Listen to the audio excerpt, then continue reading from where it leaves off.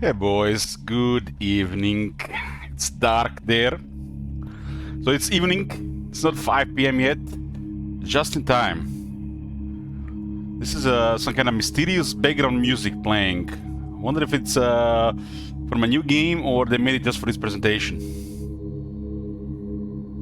Yoo-hoo!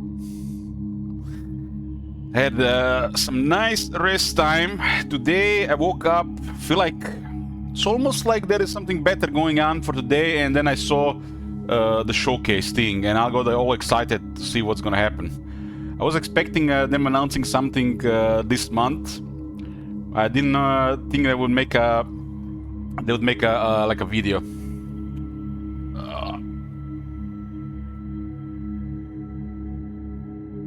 3 minutes.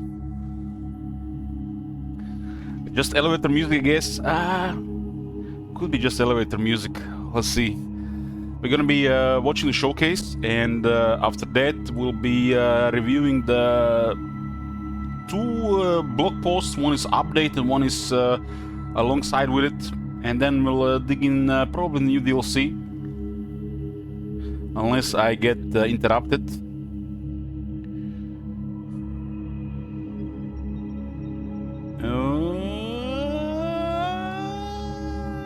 Yeah, should be fine.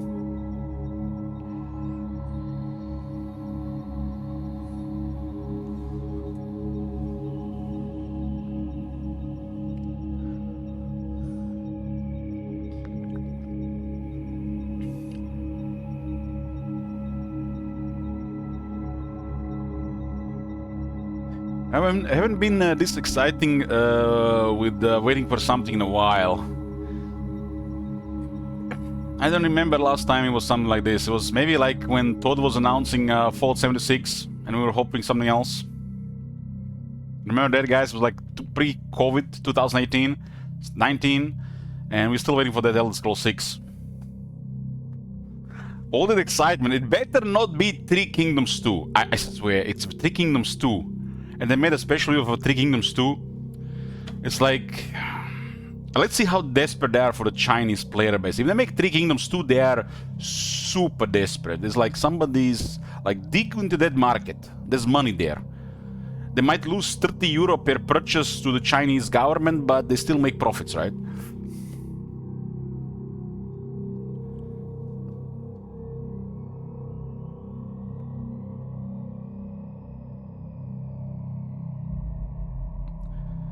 What is your position on level 3 in the building slot system?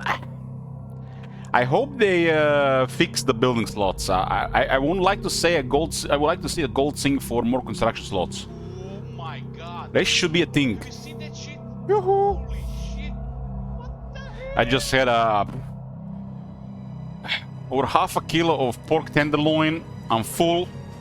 Need water and coffee. Okay, it's a little bit loud. Okay, let's see.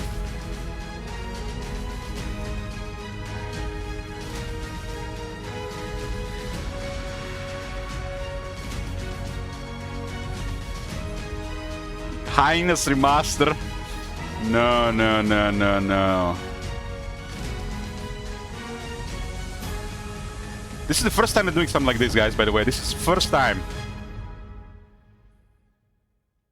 And trailer, Medieval 3, let's go. Okay. Set and action. Hello, everyone, and welcome to the Total War A familiar Anniversary face. Showcase. The Kingdoms, Attila. Warhammer 2. That was that from Arena? That was from I feel like from Warhammer 2. Napoleon. Shogun 2. There's a Warhammer 1, more Shogun 2, Empire. Troy.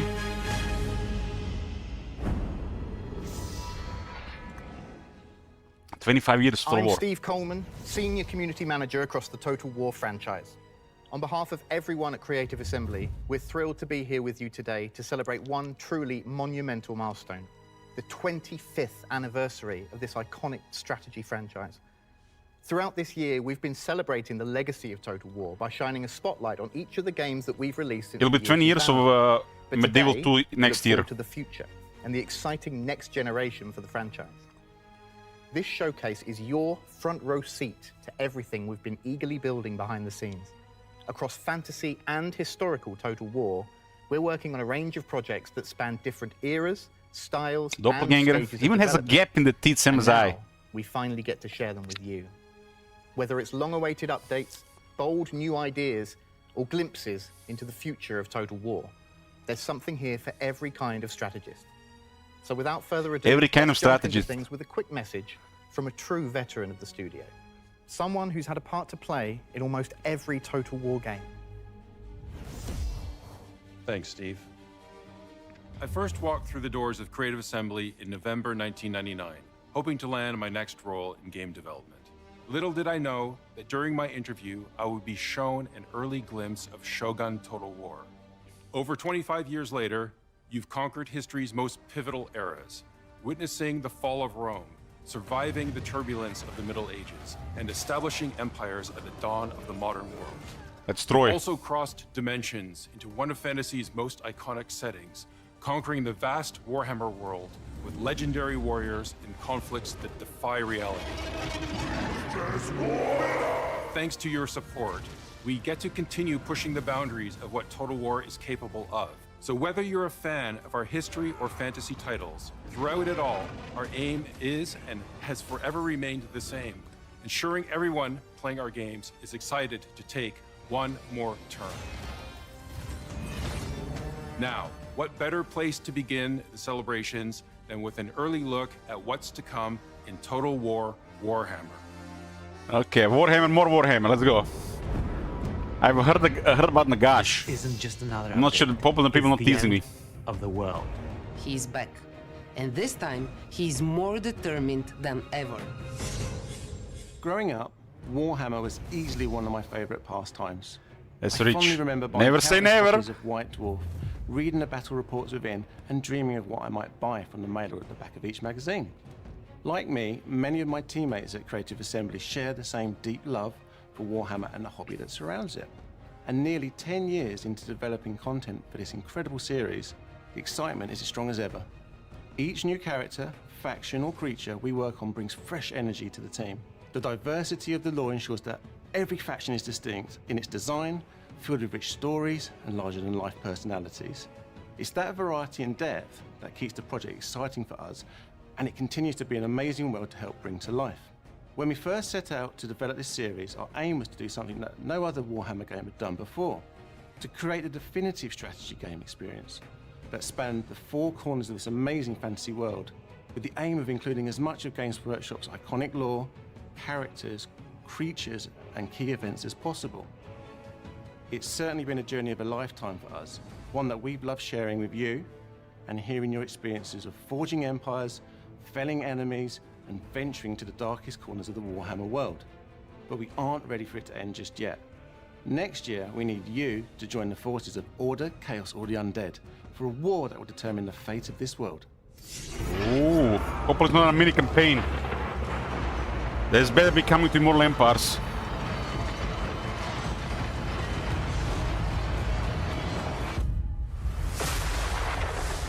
Oh, rituals happening, and that's Nagash.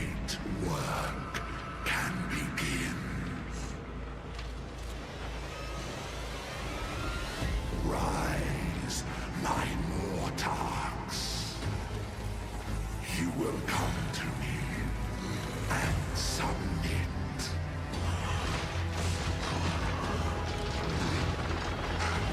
Come to me and witness my ascension. Hey, but just know what they're doing and going there. Who's that? Who's that? Damn, that guy looks so good. My God. You see that shit? Come to me, and for eternity you will serve. Citra does not serve. Citra rules. Why does it sound like Thrall? So be it. I am death incarnate. This world will kneel.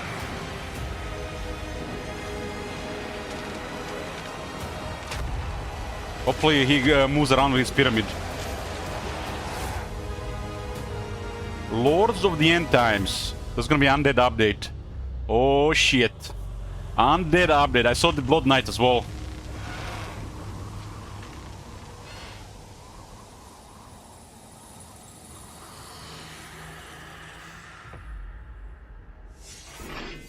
That's right. Nagash has arisen, and he's bringing the apocalypse with him. He and his undead legions are finally invading Total War Warhammer in summer 2026 with the Lords of the End Times pack. And he's not coming alone either. 3 other iconic legendary lords from the End Times will be joining the fight, along with terrifying new units, devastating mechanics, and lore-inspired objectives. And yes, We expect we've got a undead brand new invasions. free legendary lord for everyone to enjoy. For those who don't know, the End Times is basically the Warhammer Apocalypse, and it's the ultimate battle between the forces of good and evil. During this event, Archaon the Ever-Chosen leads the forces of Chaos in a final assault to destroy the world. But as the forces of destruction rise, legendary heroes and factions from across the world form uneasy alliances to resist annihilation. And as we announced earlier this year, Warhammer 1 and 2 owners can also join in on the action, as Immortal Empires is now accessible to all players who own one of the games from the trilogy. We're incredibly excited for our players to experience this content as we celebrate an amazing 10 years of working on this game. Whether you're a veteran or returning after time away, Of the there's 10 years never of been Warhammer a series, better yeah. moment to dive in. This isn't just another update, it's the end of the world. Nagash isn't just a villain, he is the king of the undead. This is the ancient evil who turned Nehekara into a lifeless desert to claim dominion over the dead. His first attempt to extend that desert to the entire world failed, but he is back. And this time, he is more determined than ever. To bring that presence to life, we focused on making him feel truly imposing. As the greatest of all necromancers and wizards, he is a figure above politics and mortal concerns. He does not need to motivate anyone. He simply states what will happen. His goal from the beginning is clear: to turn the world into a land of the dead. His undead corruption spreads relentlessly as he claims lost power, seizing the Black Pyramid, gathering his scattered books, and raising armies that stir simply from his We're talking about the undead invasions when Nagash and arrives. he doesn't come alone. Nagash can summon his Mortarks by luring them from other factions. Archon the Black, for example, who abandons his Tomb King Thais to write a Dread Abyssal and flood the world in deadly witchlight. Nagash's arrival brings not only doom, but a unique undead roster that draws from both the Vampire Counts and Tomb Kings, uniting ancient death and vampiric horror under one banner. From the crypts and catacombs rise ancient figures like Warlock Harkon, the ruthless This guy Death looks- Knight look at whose that blade face. has tasted the blood Is that like one of the kings. best detailed faces He's yet? joined by Tomb Heralds, the internal guardians He looks of like a very Nehekara detailed royalty, high elf. and the towering Morghast Archai, created by Nagashi's own hand to hunt the souls of the Defiant. And then there is the Kemric Titan, a colossal wall construct that stomps and flies across the battlefield like a walking apocalypse. Colossal monster for With the all Tomb this in Kings. mind, Nagashi's goal remains unchanged. He seeks to reclaim enough power to choke the life from the world itself, binding all undead to his will in a single, world-ending ritual, as is his grand design. Bringing the End Times to Total War Warhammer meant more than adding new content. It meant reshaping the very fabric of the campaign map to reflect the devastation unleashed by a host of apocalyptic events. Depending on their choices, players will witness a Warhammer world transformed. Lush meadows now drawn in molten rivers from volcanic eruptions. Earthquakes split the land into colossal fissures, rendering cities It looks into like Southern ruins Southern beyond Realms. repair. Craters from warp-field meteors scar the terrain, and entire continents may be left barren. The campaign map has never felt so apocalyptic and alive, and we're thrilled for players to shape their own vision of it. Of course, such devastation means new battlefields. Our team has crafted epic new maps to reflect the chaos. Players can expect battles fought within the sunken ground of an earthquake fissure, with lava pouring from all sides, fighting at the very edge of an erupting volcano, or in giant craters created from warpstone meteor showers. It's nothing short Hopefully they don't of waste the any time in the realm monumental of chaos. destruction only the end times could bring. We've really tried to make these key moments in the lore as immersive to play through as possible. One of the most haunting new settlement locations is Nagashazar, the dread fortress of Nagash himself. With its towering necromantic architecture, glowing skulls, and eerie green witchlight, it's a place where death reigns eternal.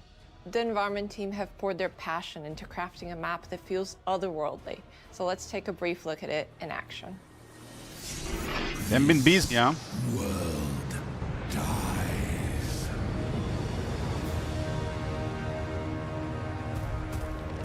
Those last three.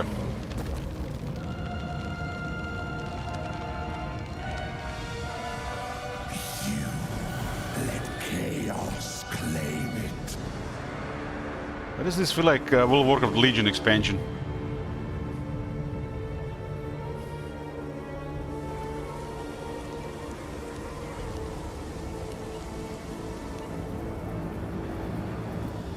Allowed chasms to bleed it. This is just the corruption changing the map, huh? Life failed it. Life is just a phase.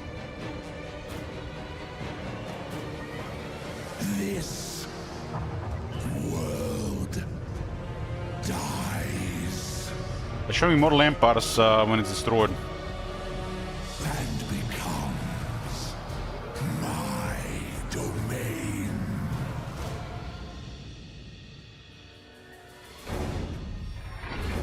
Maybe Nagash has like a mechanic that destroys the entire world without needing to destroy 565 settlements. Hello there. I'm Lord Master of Sotek. You may be familiar with me from a Twitch and YouTube channel and other stuff where I talk about and focus on Warhammer Fantasy lore and literature, amidst some other things. And today I'm going to be serving you as the Herald of the End Times. But I'm not alone, because I'm joined by Rich, Victor, and Todor, who you are likely familiar with at this point. And today we're going to be chatting about the Lords of the End Times. So, to start us off, is this really the end for Total War Warhammer? Like, is this the final thing, which a lot of people have feared is going to be the case? No. Looks like he had a absolutely not. This is haircut just a and, moment in the Warhammer lifetime, and there's going to be more content still to come after this, I'm pleased to say. Excellent. That is what I very much like to This is hear. just the name of the DLC, it's not the end, boys. Getting into the actual content itself, what is the End Times going to be bringing to the game that's going to change our experiences? For people that are familiar with Immortal Empires and have played hundreds of campaigns, what is the End Times specifically going to be doing to shake up the experience? So, first of all, we're bringing a set of characters. One of them we'll discuss a bit later here. And there is another significant update that comes to the Immortal Empires that aims to bring the End Times to your campaign while respecting the rules of the sandbox. So what we want to try and achieve is make the later stages of your campaign more interesting, like keep the choices impactful, keep the stakes high, and we're doing that by introducing end time scenarios, which you might think are a bit like the current existing crisis, but they're different from them in various ways. Like, for example, an end time scenario comes in phases. So there will be a build-up, there will be phases of actions, and at the end, So Warhammer 1 and Warhammer 2 is back in Warhammer 3. Is resolved, and you might be able to overcome the challenge, the end times. You might be able to survive, or you might fail, and you might have to live with the consequences, or not live at all.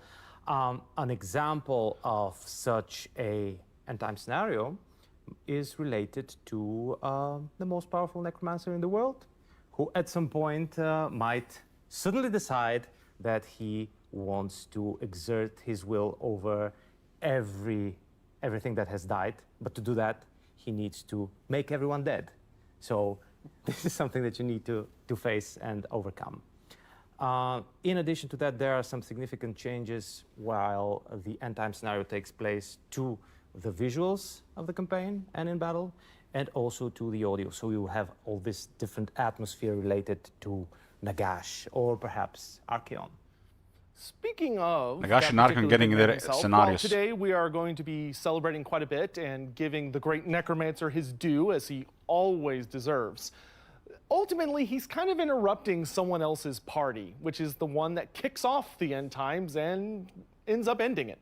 Archaon himself, is there going to be anything new, anything exciting that fans of Archaon can be looking forward to with the end times? Slate of Kings I must update. admit, while I admire Nagash, Archaon is truly the closest one to my heart, and I love playing campaigns with him and uniting the forces of chaos and raining destruction upon the hapless rest of the world. So we are doing new things for Archaon. One of those is we're trying to refresh his entire experience by introducing a narrative feature that aims to put the player into the shoes and boots and mount of the 13th ever chosen. So this will be the story of how you as Archaon in your campaign, you bring about the end times. And in addition to that, we really want to update the visuals of Archaon's model, so he receives the proper visual quality that the 13th ever chosen deserves. Well, it's excellent to know Ever since that they Archaon's released the dressing Slate up of as a King, king. a He needs sort of to. king, you then need to update the Slate of Technically, Kings. it's his affair. He needs to look the part, so that's great. But ultimately, we're not really here to talk about him. As much as we all love him, he's a bit old news. We're here for the big man, the big, great necromancer himself, the father of all of our favorite undead. What is Nagash gonna be doing for Total War? Oh my goodness, what is he going to be bringing to the game? Clearly, a lot of teal and destruction and death from the looks of things. Nagash is the supreme lord of undead, and he would be the ultimate necromancer in our game. He's all the arch about necromancer. power. Dark, forbidden, lost and reclaimed, power to end the world. In battle, he will also be able to command a vast roster of different undead units from the currently existing ones and some new ones specifically unique to him. And on the campaign map, he will spread death across the land because he's not interested in conquest. He wants to reshape the world in his image, making it a lifeless desert. This is his ambition to rule over everything because this way they're obedient and subservient to him. And we want to give this power fantasy to the player. It's not that you are the hero in this case, you are the end. And this is the power fantasy drenched in the dark tone. I'm just hoping they do a Vampire Count justice after all these years. With, They haven't done anything for them since start of Warhammer 2. These mechanics that allow you to construct necropolises over where vibrant jungles used to be, and the change is permanent there. So this is how we imagine Nagash to be. Permanent? Oh, okay. Well, if you defeat the faction like in totality, you'll be able to revert some of that. Sounds pretty difficult to get rid of, but such is the power of Nagash. It's like they're going to be playing that campaign for months. A powerful wizard, is there going to be anything special magic-wise, like maybe something new? Yes, he comes with his own spell lore, inspired by the tabletop, and there'll be new spells that are all unique to him, and we'll be making them in a way that plays in the spirit of Total War. So not a direct translation, but inspired and certainly the flavor of the tabletop. So we hear a lot from beloved and very trustworthy naysayer Manfred von Karstein that Nagash is weak. He's been saying that for years at this point. What is Nagash going to be bringing to the game that sets him apart from our other undead, our vampire counts, Tomb Kings, etc.? I can give you one thing. He's going to be bringing all of that good stuff that you just mentioned together. So he's going to be in command of the Vampire Counts, the Vampire Coast, and the Tomb Kings. He is the proper puppet master of them all, which I think is going to be a lovely. Why would we use Tungar to have the Graveguard? Warhammer in the past, having control of all of this undeath. He's also then, as we were talking about before, having that corruption element, where once he's seeded himself into this world, he's going to kill everything off, and nothing's going to be able to come back from it. So he's going to be super exciting to play. That is pretty exciting, but while Nagash, he always stands above the great god of death, he does have to delegate to somebody. Is there any other kind of features or minions or anyone that what is he going to be relying upon to bring the world to ultimate silence?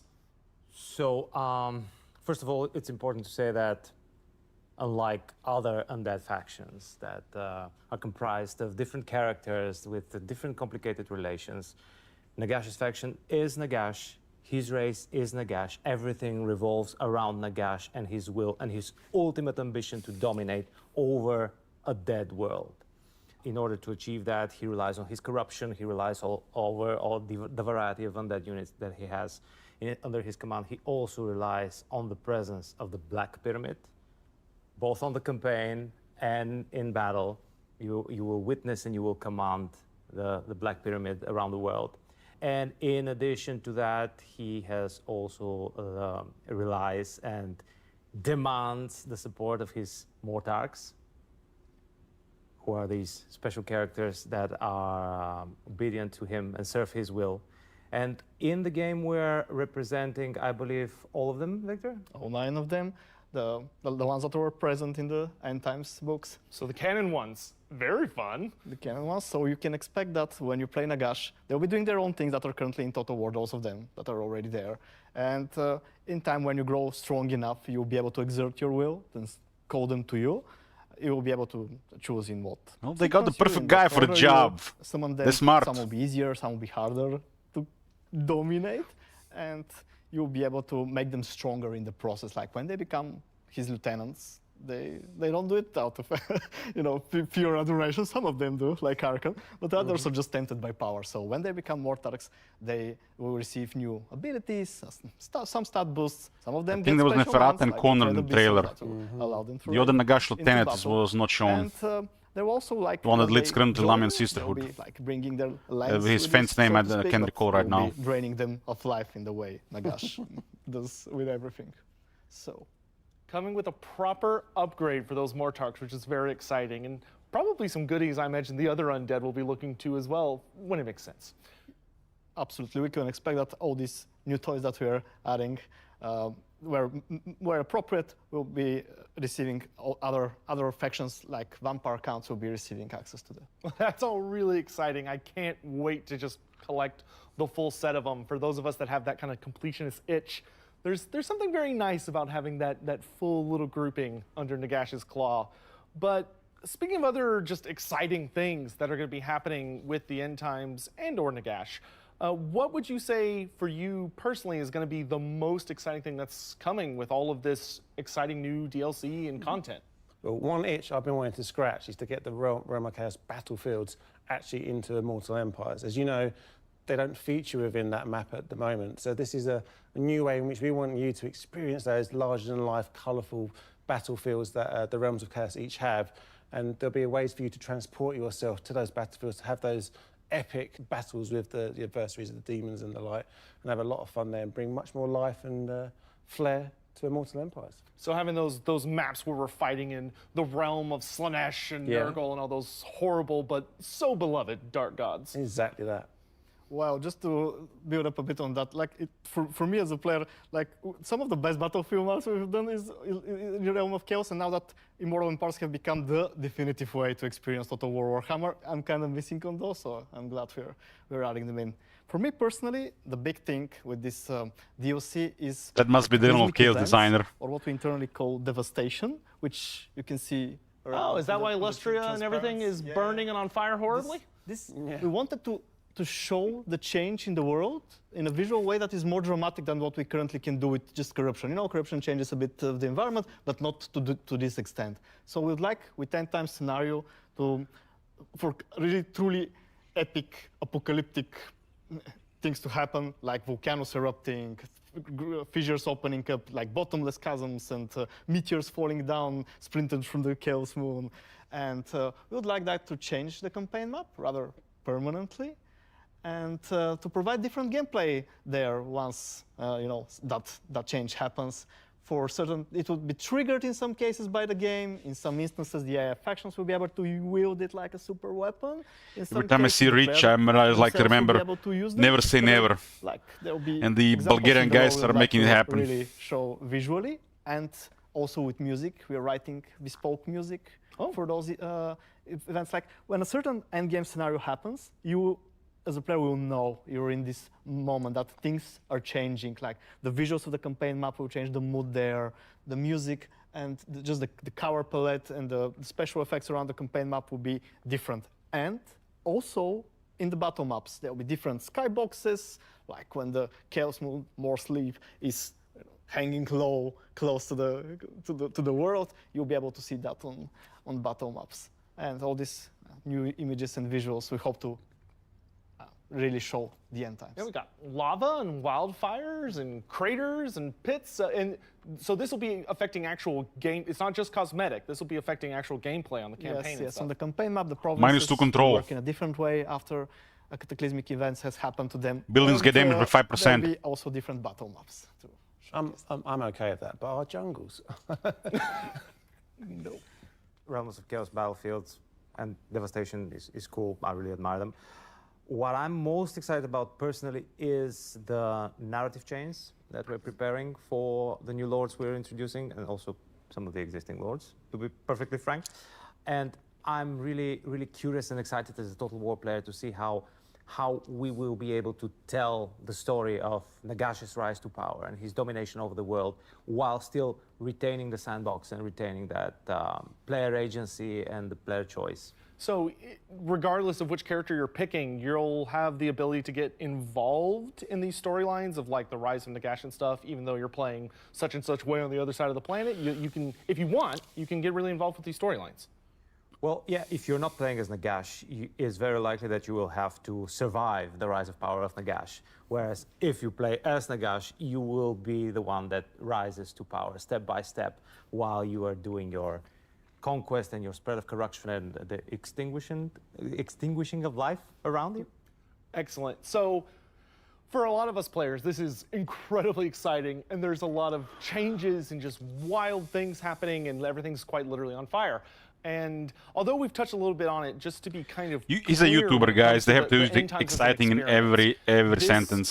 This is still focusing on that sandbox experience of Total War. You don't get paid on Warhammer. YouTube unless you're exciting. But it has narrative aspects, but it's still sticking to the core fundamentals. Yeah, as you know, Total War is a storytelling machine, and we want players to be able to still tell their own stories through the sandbox nature that we offer. So with the end times now featuring in Immortal Empires, it's going to be exactly that. You can go ahead and... Nagash came with the Black Penny with 10 arrows with so cinema. It'll be at least 15 in Steel Wizard. But on the flip side, we want to let you have those different stories, also things that maybe didn't happen, but you'd like to think how they might have played out, with Nagash taking over the world and bringing death to it, or whatever else you can think of for that matter. I know many people who are going to be hopping right into Karl Franz Saves the Day. Hope so. We're exploring different apocalyptic scenarios that could have ended the world in the canon, but didn't, because we all know Chaos won. But we're looking for other what-if possibilities that could have happened. Well, that is all extremely exciting stuff in my very, very biased but professional opinion. But beyond the end times, is there anything else we all can be looking forward to for Total War Warhammer? So, one very important thing that we're all quite excited about to announce is that with the release of the Lord of the End Times pack, you no longer need to own Warhammer 1 or Warhammer 2 or Warhammer 3 to experience the Immortal Empires. You can purchase just one of the packs and you will gain access to the Immortal Empires, where you can play with what you have purchased against everything else that's in the campaign. So you can purchase just Nagash from your shirt, and you can play as Nagash from your shirt in the Immortal Empires and extinguish the life in this doomed world.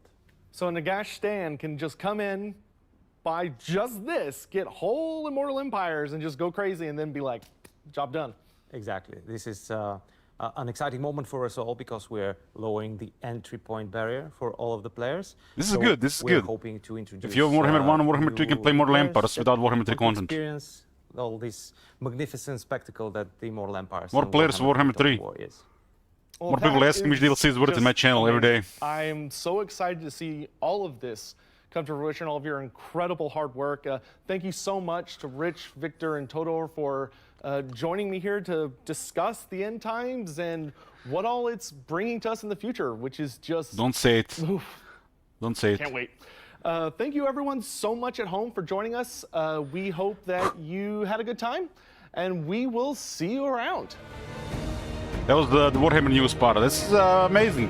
We waited for Nagash, we wanted the Undead Invasion, and hopefully a proper DLC for the Undead. Total War has a long and storied history, and alongside the game announcements we're sharing with you today, we'd like to reveal more about the latest evolution of the game engine that will be powering our future ambitions. To give you more of an insight into what's going on, I'm joined by Ellie and Roberto from our core technology team. Guys, do you want to do a quick introduction? Maybe Ellie, just tell us who you are and what you do. Hi, I'm Ellie Corlander, and I'm the Technical Art Director on Total War. Perfect, thank you. And Roberto? I'm Roberto Gerali, and I'm the Core Technology Director for Total War. Perfect. Thank you, guys, and thank you for joining me for this chat today. Thank you. So for those who maybe don't know, like me, what is an engine? What does the engine do for Total War? So it's the tools, it's the toolbox really of the game developers.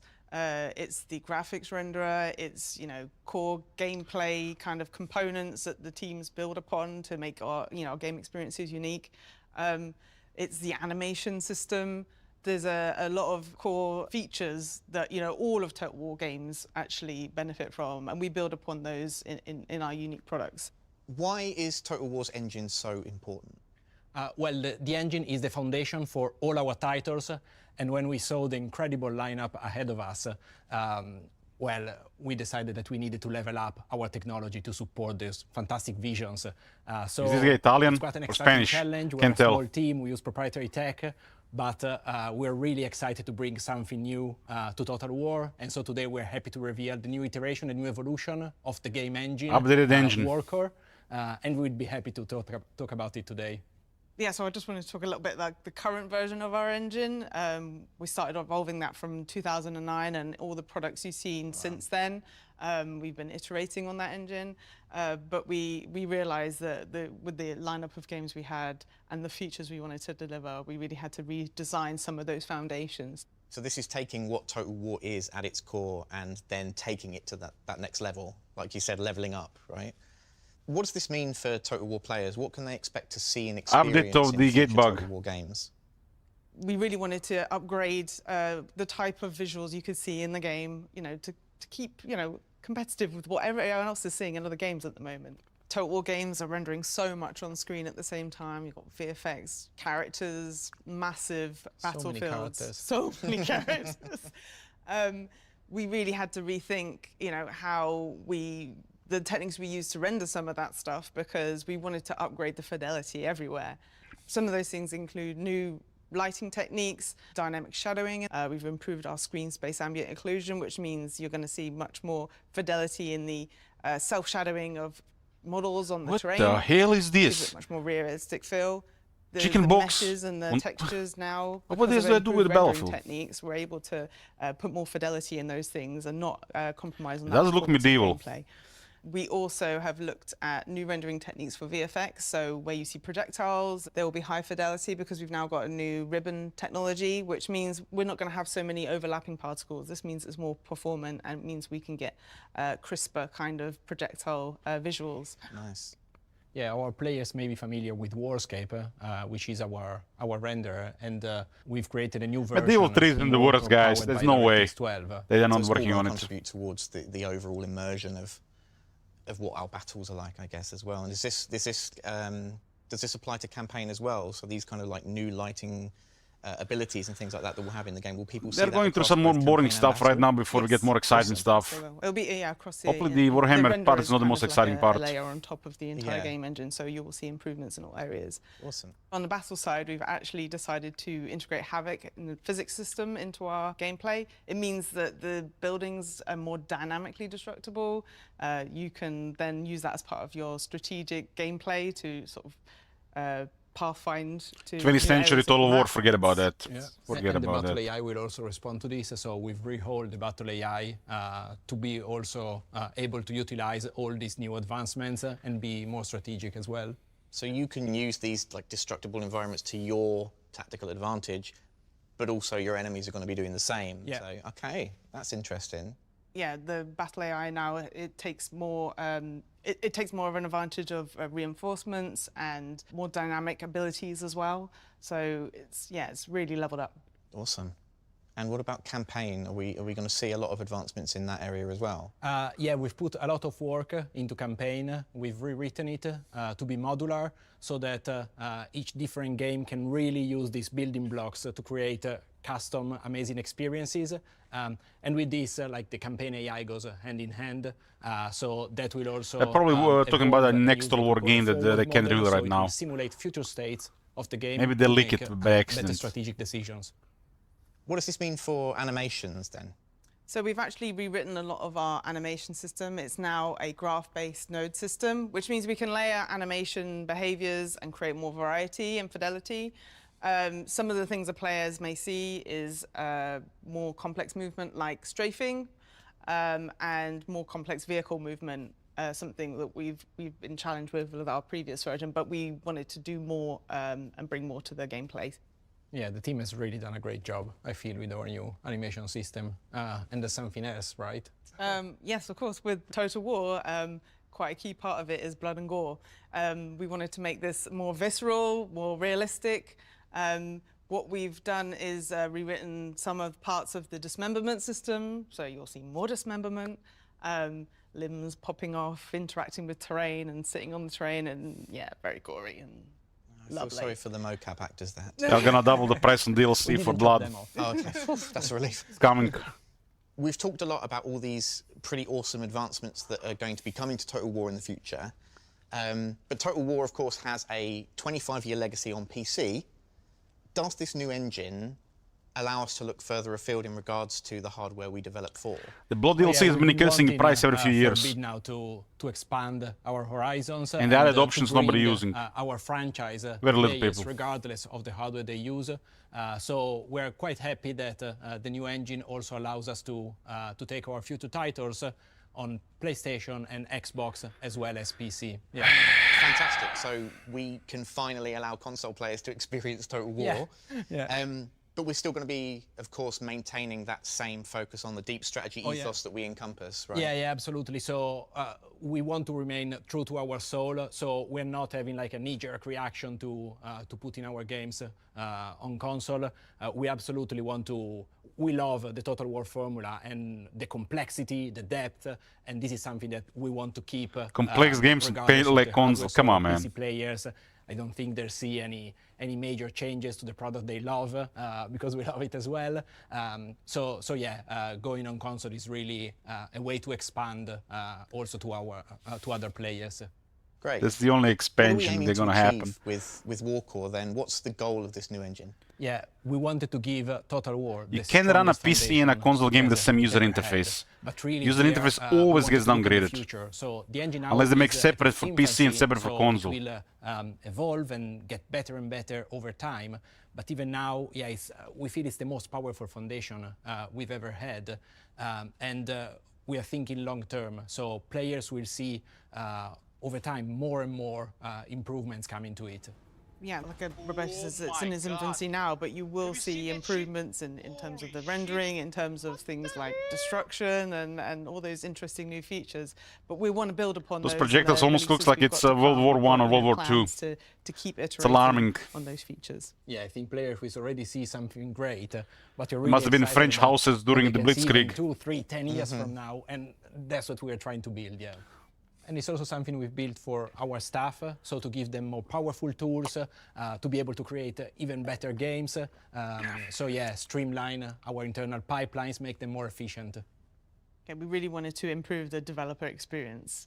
So we worked on like unified tools and unified experience and workflows and improving that experience all around. Oh my Good for God. the players and good for the Have you developers seen as that well. shit? It's a win-win. Holy shit. Amazing. Well, thank you both for joining me for this chat today. Up next, we are going to be taking a look at what's to come for our historical players. Oh, let's see. Please, no Saga games. No Saga games. End it. Hi, I'm Pavel. It's incredible to be standing in front of you today. They tried to sell us not just as a Saga last developer, time as a full but as game. a lifelong fan. I've been playing Total War for 25 years, first discovering the franchise through Shogun, before becoming completely captivated by Medieval. That passion led me to join Creative Assembly in 2005, where I've been fortunate to contribute to most of our historical Total War releases, from Medieval 2 all the way up to Three Kingdoms. And today, I'm absolutely thrilled to be here as the game director of our next major historical title. The franchise was created not only because of our love of strategy games, but from a deep love of history. From the very beginning, our goal has been to bring the past to life in immersive, authentic worlds, giving players a chance to relive and reshape it in a way only Total War can. We know that same passion for history lives in our community. You've been asking for a return to the roots of what made historical Total War so special, and that's exactly what we're setting out to do. So today, we're proud to reveal the next chapter in Total War's historical boy. legacy. It's a game we've dreamt of making for a very long time. Oh, shit. This is more than just a new game. Oh, it's shit. the rebirth of historical Total War.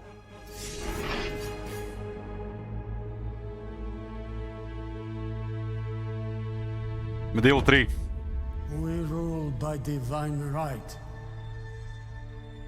And yet our realm is far from holy.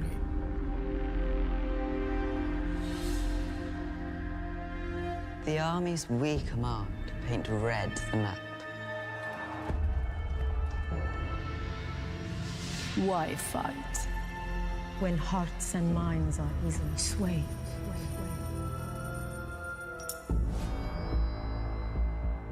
The realm is ours. Yes, it's Medieval 3. Patience and time will beget our gain. We are stability. Dignity. And authority. We bear the weight of pain. And of defeat. Greatness shall ever define us. And we shall never Be forgotten. Forgotten. So, How will you shape your realm?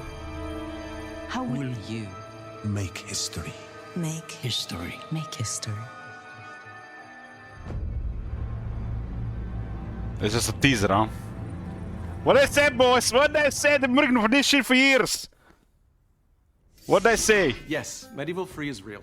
So many of you have long desired a sequel to this special series. There's and no today, way. We're thrilled to confirm that it's in early pre-production. The Medieval series holds a special place in the hearts of many, and this game will be both a tribute to its predecessors and a bold step forward. We're drawing direct inspiration from what made those past games unforgettable, and for it to herald the rebirth of historical Total War. Our vision for the game is ambitious, but clear. We want Medieval 3 to be the definitive Total War experience set in the medieval era. A game where you don't just relive history, you rewrite it. In gameplay terms, that means choosing your realm, forging your legacy, and altering the course of history with a level of player agency we have never achieved before in a Total War I did title. depth, so they're Now, doing it, right? We are in early pre-production with Med3, and we're announcing early to take you on our development journey with us, where we can, via blogs and other Campaign is depth if they're We've gonna never be announced separate from something this Warhammer early series. before, and we are excited to engage with you throughout this journey. So, we have 6 started years to at build least. the foundation for Medieval 3, and over time, we will be able to share more about the game as it comes to life. 2032. There's a lot more to come, and we can't wait to share it with you. So let's dive in and meet some of the team.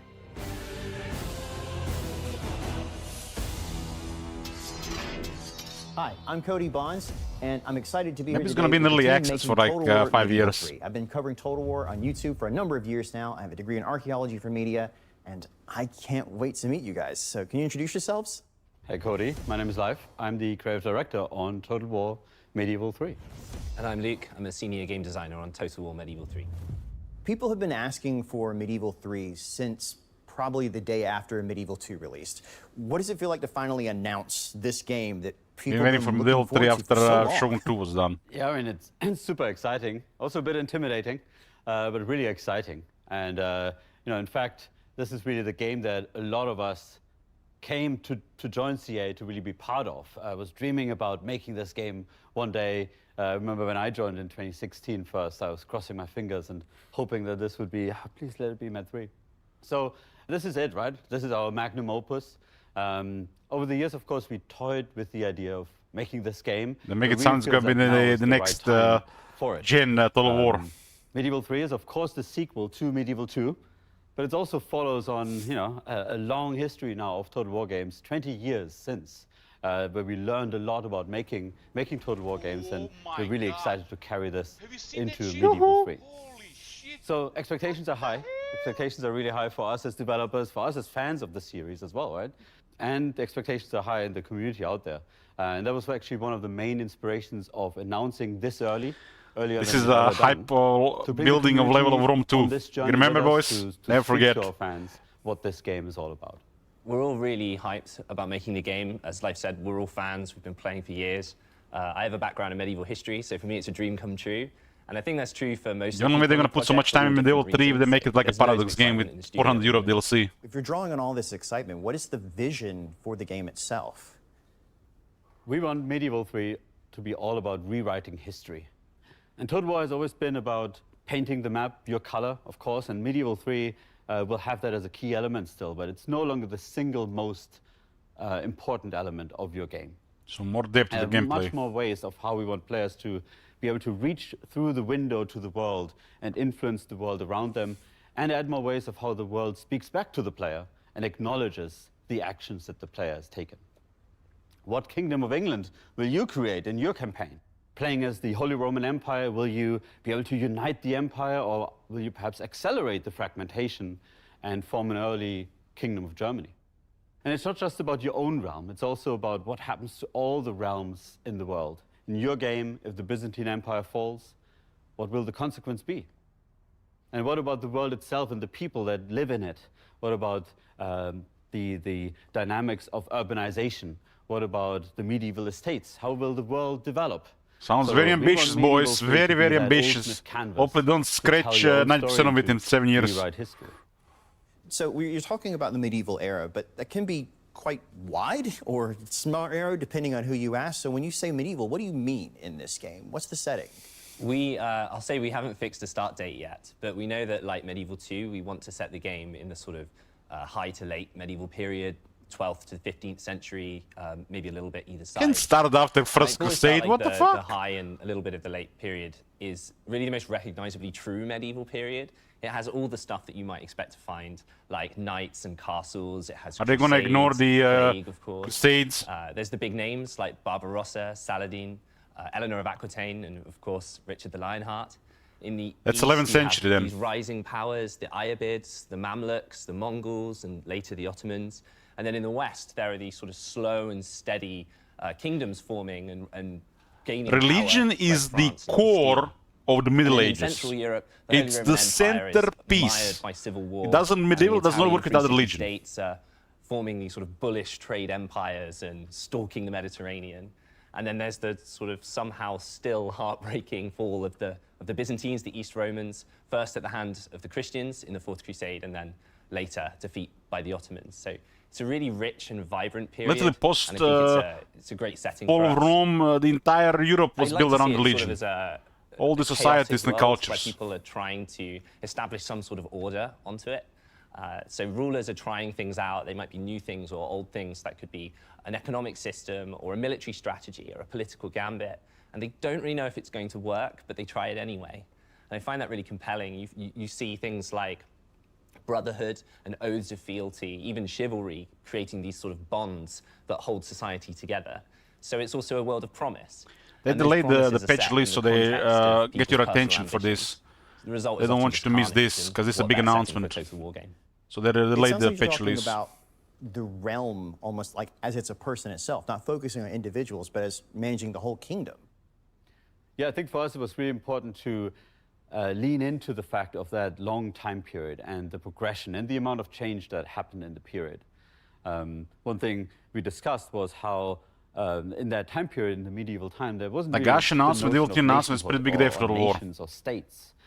But really, at the end of the medieval era, we are entering that realm of possibilities where you have something like nations forming.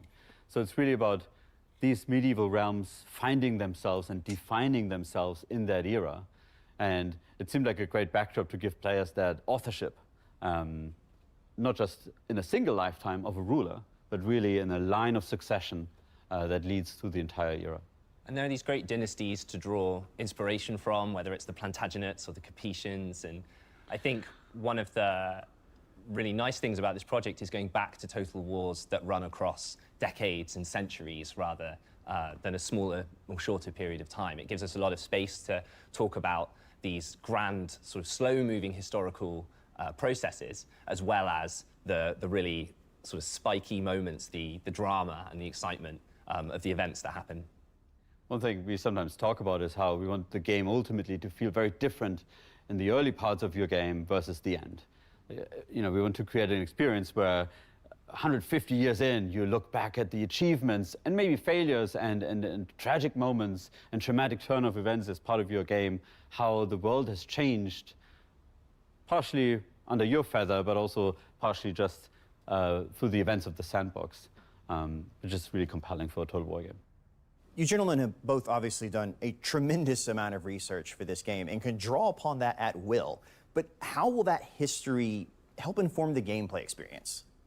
I'll go bold here and say I don't think there is gameplay without history. Whether you're making a fantasy game or a sci-fi game or historical, chances are that part of that draws a parallel to the past. So that might be a cool weapon or a unit or a whole feature set, but it probably is inspired from history. And I think that's what makes those gameplay features feel really fun to play. It's satisfying. They feel believable, they're grounded, they're real, even if they're a little bit fantastical. I think one of the cool things about working on a medieval game is that we have access to all these great sources, these manuscripts, these treaties and agreements, pipe rolls, artifacts, or the work of other historians that we can really draw on. And that directly goes into the content of the game. So that might be the weapons or the armor, the buildings, and we all love it when a TV show or a game gets the details just right. And I think we also kind of love it a little bit when they get it wrong too. But I think we can say that we want to make the most authentic Total War we've ever made. And that means going beyond the content. It's also about looking at historical relationships. So when you play our game, we want you to feel like you're in medieval shoes, that the problems that you're facing are the problems medieval people faced, and that the tools you have to solve those problems are the same tools that they had as well. So we look at the core systems of the game, like the economy or the recruitment or characters, buildings, and we think, okay, why did these work in the way that they did in the medieval period? Taking recruitment as an example, when you raise an army in our game, we want it to feel truly medieval. And where did medieval armies come from? Well, there aren't really standing armies, like in the modern day at least. It's probably more from oaths of fealty, from vassals to their lords. So we want you to feel like you're raising your banners, like you're mustering your forces or summoning the prince electors. And of course, it's not a PhD thesis, it's a game, and the fun definitely comes first. But if we can inspire people to look into history because of our game and maybe learn a thing or two, I think that would be great. And like, I got into history because of Total War, so it would be great to replay the favor. Yeah, I think we ultimately set out to make the ultimate medieval strategy sandbox, right? And for that, the simulation of the medieval world is really important. And like Luke was saying, the representation of the forces and dynamics, that's really key. It's absolutely important to get, you know, the armor right and the details on the helmets, but really capturing the forces and dynamics that moved the world at the time and making sure the player feels them and interacts with them. That's really our key goal. There's so much you guys are juggling to get right in here, and there's so many cool elements that clearly are building on things from the past and looking at them in completely new ways. But what's the one key element you're really looking at to focus on here for your team?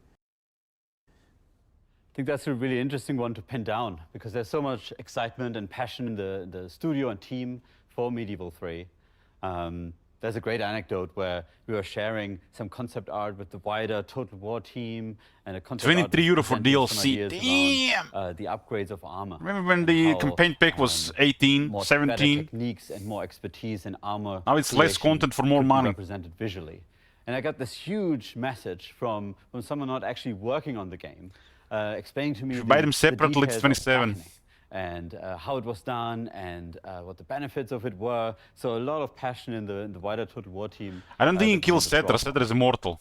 But if it comes down to one thing, I think it would be to create that sandbox, to really bring the medieval world to life, to give you the option to interact with this world, feel the forces that were at play at the time, and really feel like this is truly a medieval game where you get to rewrite history the way you want.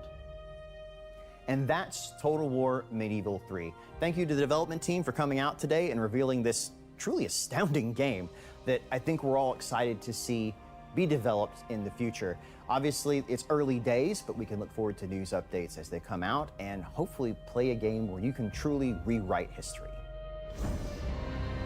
It's not going to be happening for at least 2032. If they do it before 2032, it's probably going to be rushed.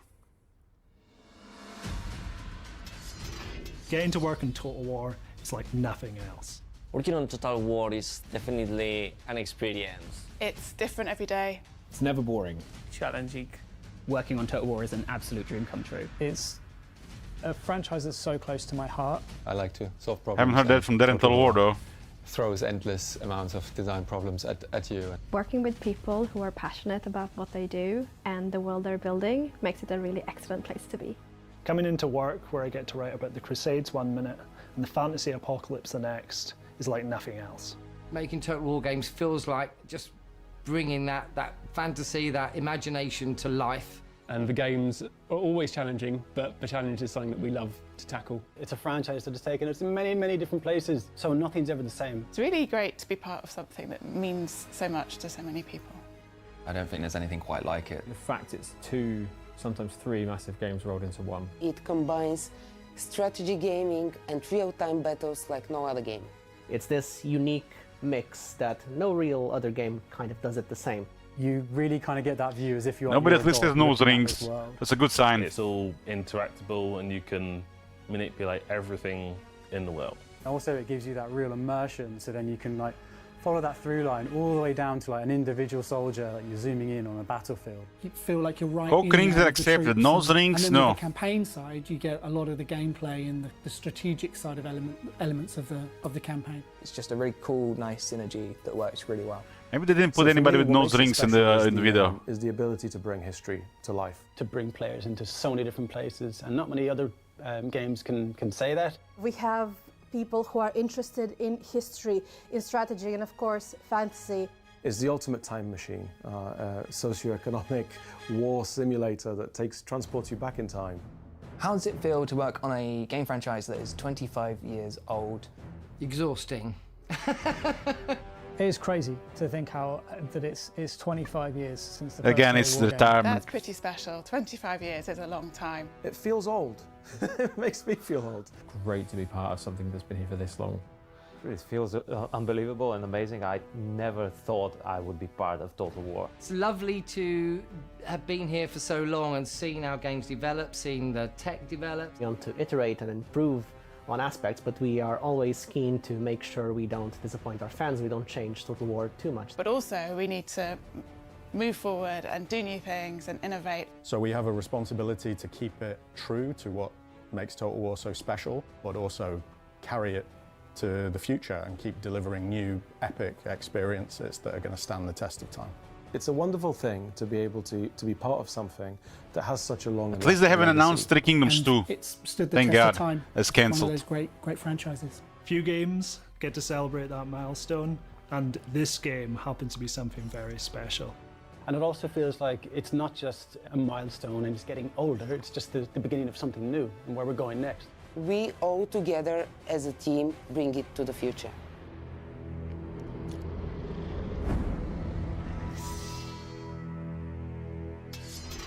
And that almost brings us to the end of our anniversary showcase. And what a celebration it's been. 25 years Definitely two ago, big we announcements. set out to build a strategy experience unlike any other. What began as a single game has grown into a franchise full of unforgettable moments which have been shared by tens of millions of players around the world. Today, we've celebrated that legacy Tens by of announcing millions? a return to one of the most beloved Must be eras 9 million in from Total War China history alone. with Medieval 3. And we're preparing for the Cataclysm with the Lords of the End Times DLC and the End Times update for Warhammer 3. Few games get to celebrate such a monumental milestone, but we're eager and excited to spend many more years with you all. When we say your support means the world to us, we mean it. Whether you're playing our games, watching our newest trailers, submitting bug feedback, or commenting Med3 when on every social post imaginable, all of this contributes to creating the bedrock for Total War's success. Finally, before we end today, we have one last thing to share. No, don't beat Three Kingdoms 2, no. Hi everyone, I'm Attila, game director on the next major title being developed at Creative Assembly. Whilst we are not ready to unveil the project in all of its glory, it represents one of the most ambitious games we have ever worked on as a studio, and we can't wait to share it with you.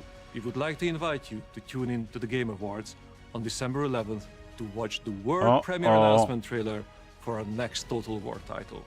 After that moment, we look forward to sharing. So they've been more working with on that Once again, way more Medieval from 3. all of us today, thank you.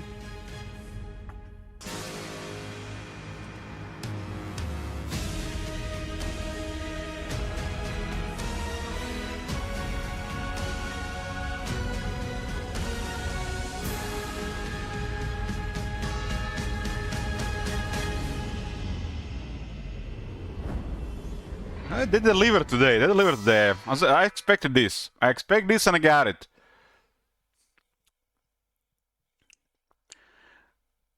This thing with Nagash, we already literally talked about that. Almost exactly the way they're doing it.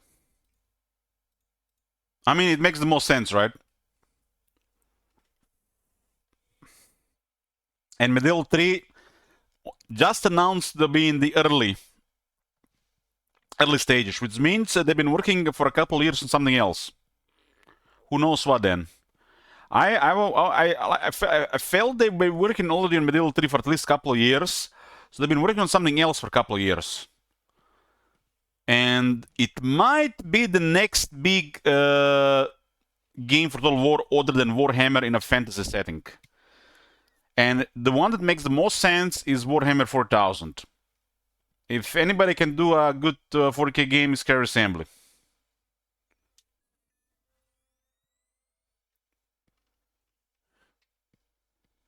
Like that would be crazy not to make 40k.